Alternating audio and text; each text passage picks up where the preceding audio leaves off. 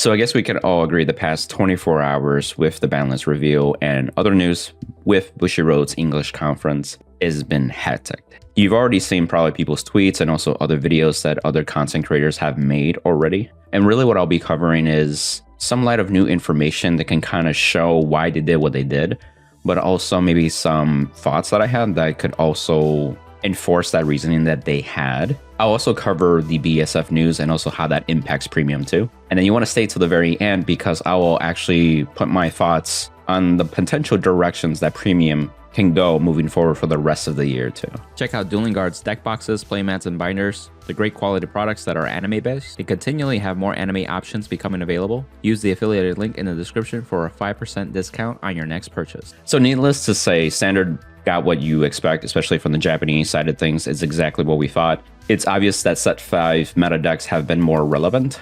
So the hits to Shoto Doji and Shiranui are not as impactful, but it is now matching Japan's list essentially. I think it makes sense because we just had a month recently with set 5 and now set 6 comes out still another month later too. So if they start touching something from set 5, then that only hurt their sales essentially. Although players that are more dedicated to the Shoujo Doji decks and also the Shiranui decks will still perform pretty well.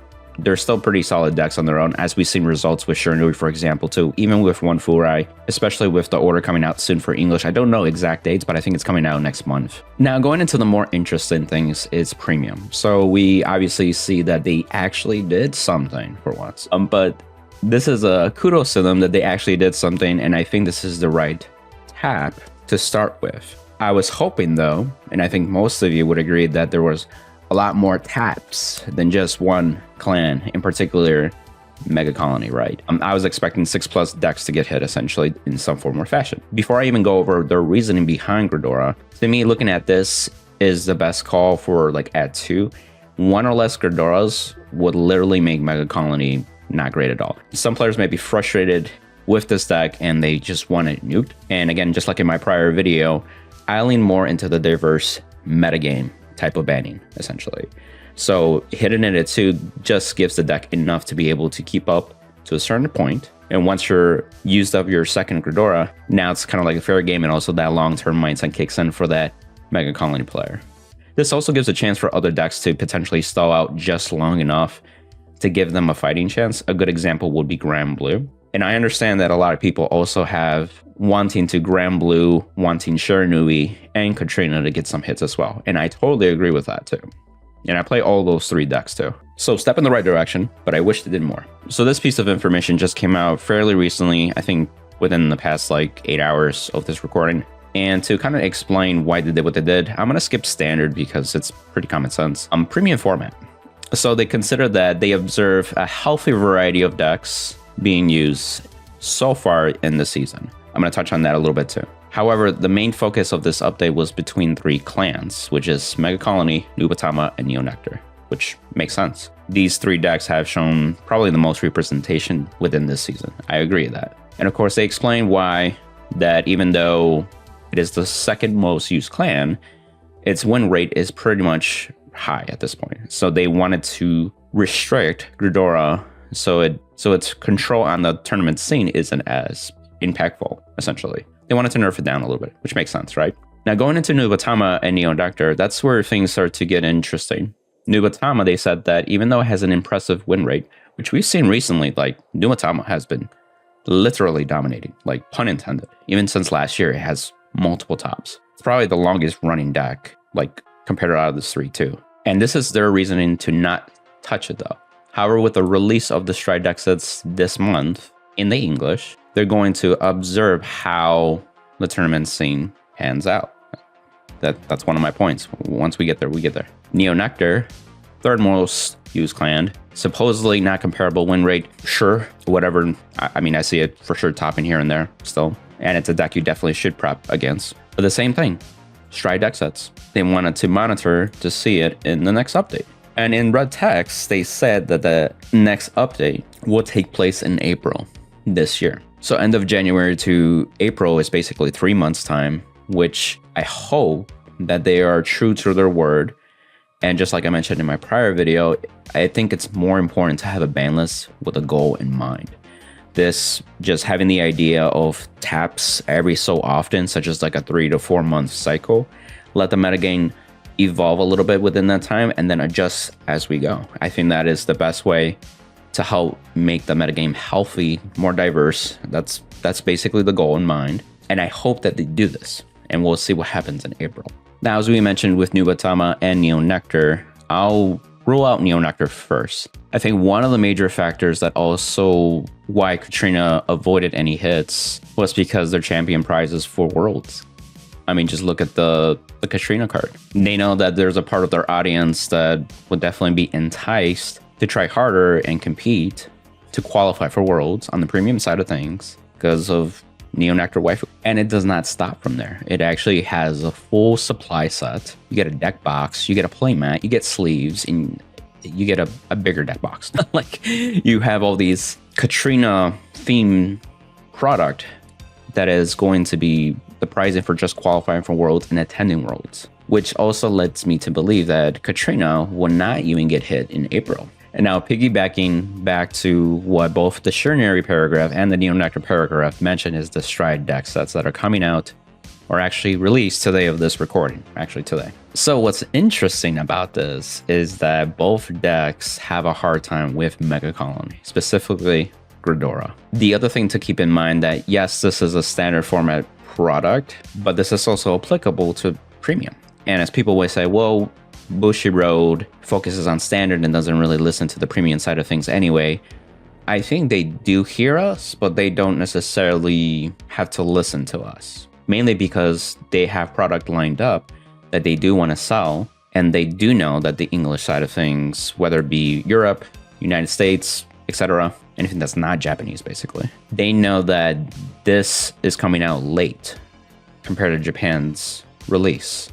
This came out before set 5 in Japan, but now set 5 is already out in English. But the thing is, set 5 decks have overshadowed these decks for the most part already in Japan. So my guess is that they are predicting that, and they're hoping that some of the premium audience will pick these up for premium and still have a good amount of sales and are more encouraged, where 2 weeks from now, you can play these deck sets in a regional without having to deal with 4 Ghidoras. Nightrose specifically, Grand Blue Eyes, is the one that struggles the most. And we've already seen this with even current Nightrose. But the other thing to think about is that when it comes to premium, especially with Surnary Crest, for example, each deck set only has 1 Crest Giver.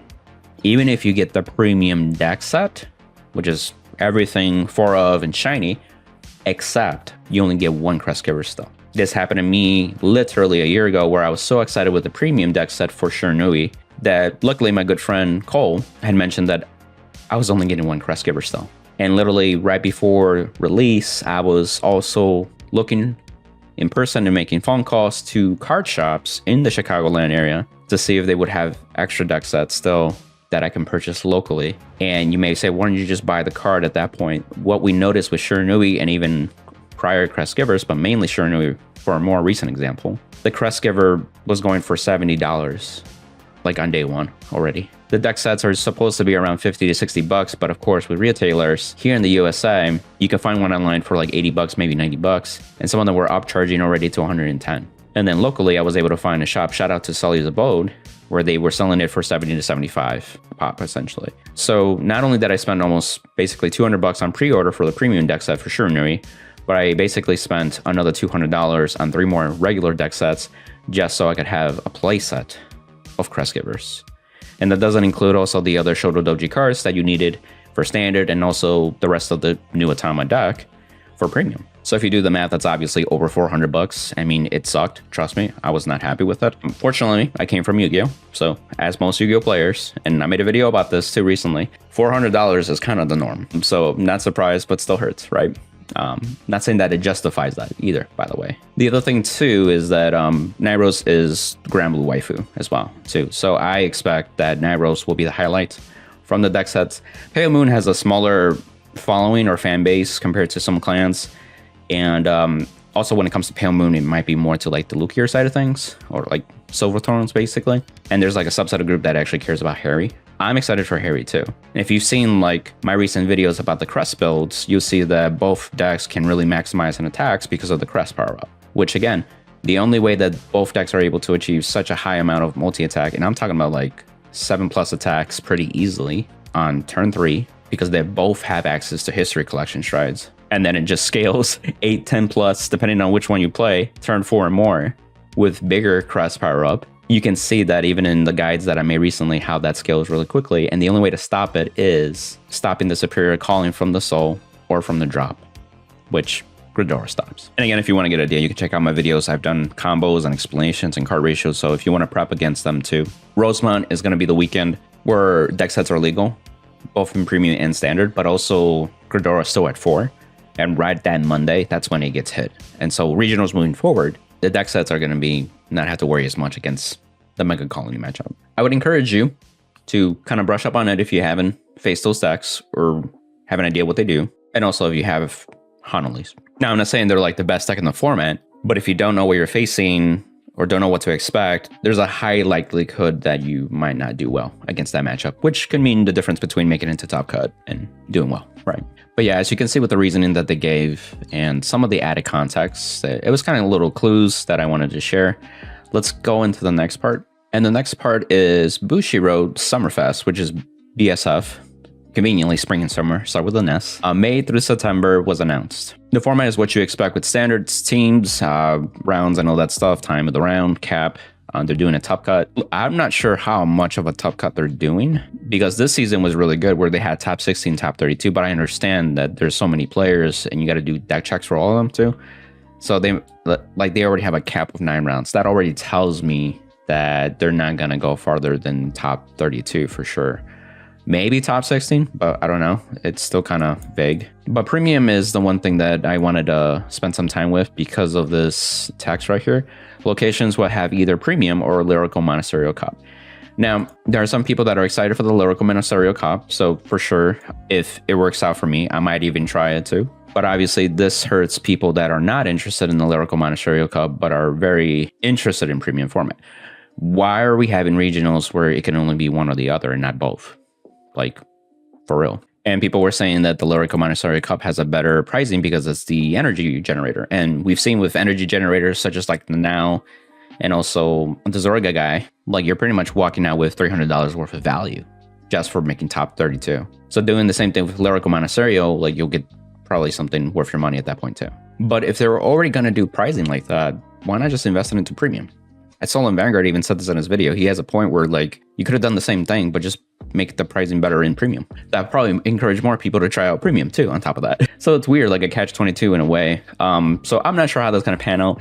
And this is where I mentioned like they were using data from this season, but this doesn't add up. I mean, literally in the past like 3 to 4 months, we've seen both standard and premium tournaments grow in size compared to prior events. I was at Houston in November and premium was pretty big. They had a top 16. Like, that's pretty good. That doesn't scream to me like, oh, no one's showing up to play premium, you know? They have a top 16 at least. That means they had a big enough size where it was more than top 8, right? Same thing with the Louvre, same thing with the Canadian, same thing with Europe. And then literally next weekend will be Rosemont, and you best believe there's going to be premium there, representation-wise. One of the hardest things that Rosemont has dealt with these past few years. Tri-Reg, I have no idea. I know people play premium, V-premium, and standard in that Tri-Reg. I did not play in it. I just focused on standard, and I was like, if you're not going to do dedicated premium format, I might as well just play standard, more dedicated. But the years before that was that premium and standard were on the same day. So players had to always choose between one or the other. And premium had enough to have about 7 rounds before the top 8, and that was normal. So again, that doesn't scream to me that like, oh, barely anybody's playing premium. Like, no, especially now that you can play both formats in 2 different days. Sure, there might be a little more players from the standard side of things to play premium, but to be quite frank, standard also grew because the premium players were there, and they might as well play standard. And again, like standard is much simpler to pick up. Just give somebody a deck. Depending on the deck, of course, and of course how good they can get educated on the current metagame, they can ramp up in a day's time, a week's time, or 2 weeks' time. Just depends. But if they're already play premium and have years of experience already playing Vanguard, like they're going to do fine. They're going to feel confident enough to play standard, so that's why I'm not surprised standard has also grown, because there's premium players. In fact, when I was at Houston in November, I talked to some players during the standard day, and I'm like, hey, like, are you also playing premium? Because normally you're a premium player. And most of the responses I got, like, heck yeah, that's the reason that I'm even here for. I'm just playing standard because might as well kill some time. So that was a common response that I got from other longtime players. There were the few players that don't play premium anymore and are excited to play standard and only standard, and that's okay too. But again, it's like there's a theme between certain amounts of player stuff. So to wrap up with the video, it's like where do I think that premium format could take a certain direction moving forward? It's January 2025. We literally have the rest of the year, and as we've kind of seen already with the presentation, there's like products scheduled, but in the next 6 months for the English, and in Japan, there was no clear indication of any premium support dedicated product at all, like whatsoever. So that lets us know that in terms of premium product, like actual for that format, there is nothing gonna change in the next 6 months. I tried to lean more on the optimistic side, and maybe in the later half of the year could change. But at this point, it's either the Banlist, which hopefully they start tapping every 3 to 4 months, like they mentioned they would, or at least with April, right? And then also like whatever cards come out in standard that can be applicable to premium, in this case, like the Stride deck sets, or generic cards such as like the dual clan nation cards that have been showing representation. And that's really how premium will change, essentially. So one direction is that they do this. I think even though they don't have support, as long as they kind of like maintenance it or keep up with it, people still want to play. You know, that's fine, not a big deal.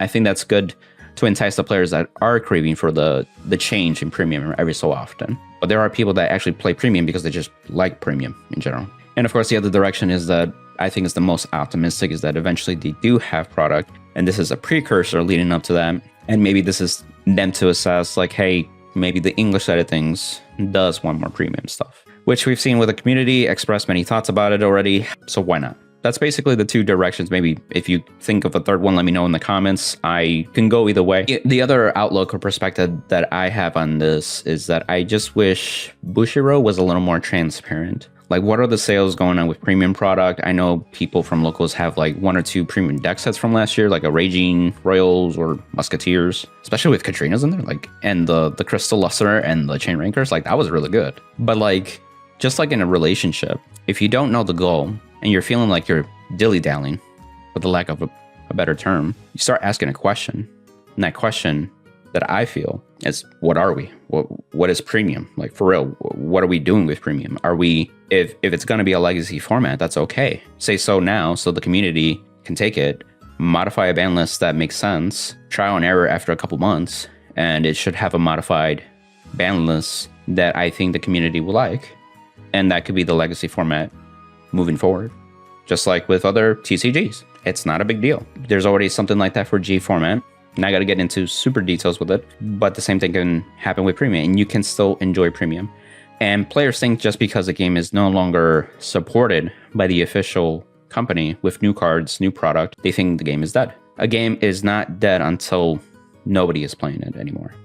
And in the English, especially in the US, South, East, and Midwest, I don't know about the West. I haven't been there recently, but I can speak for those because I've been there, and also other players that have consistently been playing over the years. Premium is still being played, and people still want it to thrive somehow. Again, if you want to get educated with Nightrose and Harri, check out my insightful guides too. That'll help you out, especially if you want to know the matchup too. And if you like these types of videos where I just talk about certain topics, you can check out this next video too. Until next time, amigos. Bye.